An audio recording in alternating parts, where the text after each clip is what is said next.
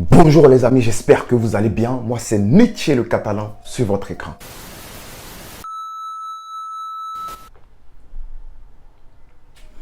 Alors les gars, aujourd'hui on va parler d'un seul joueur et je sais que vous savez de qui on va parler. Si vous avez vu la thumbnail, bien sûr, on va parler de Ilaix Moriba. Moi j'ai un mot à dire à ce petit. Calma, calma.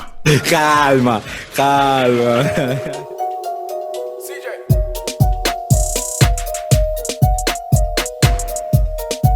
Avant de commencer les gars, je vais faire la mise en contexte. Je vais vous lire ce que la presse dit par rapport à ce petit là, par rapport à Ilaix Moriba. Alors, la presse dit... Oui, encore. Les gars, on me signale à l'oreillette qu'il y a des gens qui regardent cette vidéo qui ne sont pas abonnés à la chaîne. Alors, prenez ce petit moment là pour vous abonner à la chaîne et cliquez sur la cloche de notification. Si ce n'est pas fait, je vous le répète.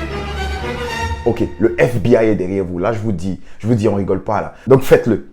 On peut y aller. Commençons. D'après Mundo Deportivo, la direction catalane aurait rencontré les agents du milieu de terrain formés à la Masia. Mais aucun accord n'a été trouvé par rapport à sa prolongation. Rien n'exclut qu'une prochaine réunion soit prévue pour régler ce dossier urgent pour le board de la Porta. Le bail de l'international U18 expirant en juin 2022, un contrat de 4 ans lui aurait été proposé. Mais les négociations bloquent sur le salaire du joueur. Un critère important quand on sait que le Barça a des problèmes actuellement par rapport à la masse salariale. Alors si on en croit ce que dit Gol, le ralentissement des discussions entre les deux parties serait dû à un intérêt qu'a le Real Madrid pour le joueur. Alors ce qui a été fait de la part de Matteo Alemany et de la Porta, c'est que le joueur ne s'entraînerait plus avec l'équipe A jusqu'à ce que ce problème-là soit résolu. Et il y a même des possibilités que le joueur retourne en juvénile A. Alors il faut savoir que le niveau du joueur en fait c'est la juvénile A, mais il jouait avec le Barça B pour venir les aider à passer le cap de la division 3. Et vu que le joueur était bon, vu qu'il avait un profil que Koeman aimait, le Barça en a profité pour le faire jouer avec les élites. Cependant, les nouveaux agents du joueur ne font que mettre la pression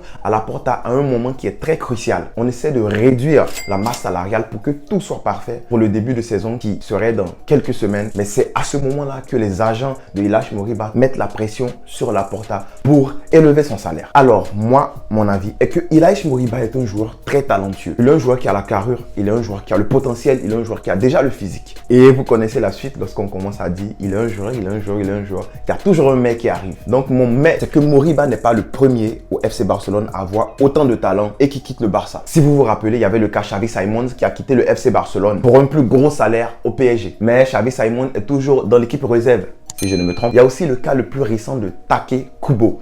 Take Kubo qui a quitté le FC Barcelone pour aller directement au Real Madrid, ce qui serait un move très dégueulasse.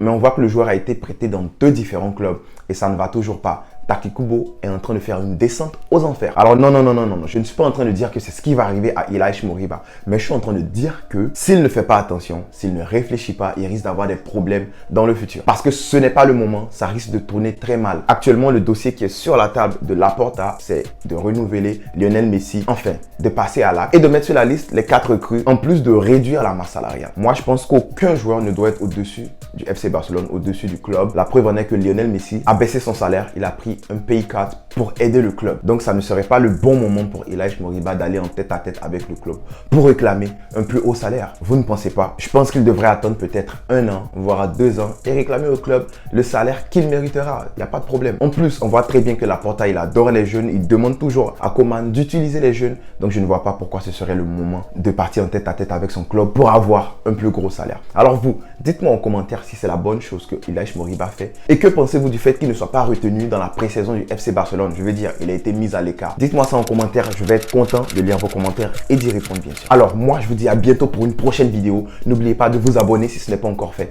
et d'activer la cloche de notification. Et on est ensemble. Attendez, est-ce que j'oublie pas quelque chose? Ah, merci à la team notification d'activer la cloche de notification et d'être toujours les premiers sur mes vidéos. Pendant que je parle, je vais bien sûr mettre la capture de leur chaîne YouTube pour que vous voyez qu'ils sont vraiment assidus sur les vidéos de Nietzsche le Catalan. Alors, merci pour tout. Visca el Barça. Nietzsche le Catalan, Nietzsche le Catalan, Nietzsche le Catalan, Nietzsche le Catalan, Nietzsche le Catalan, je répète, Nietzsche le Catalan, Nietzsche le Catalan, je répète, Nietzsche le Catalan. Oh, attendez, si vous voulez vous abonner, c'est par là ou par là. Si vous voulez regarder une nouvelle vidéo, bah c'est là.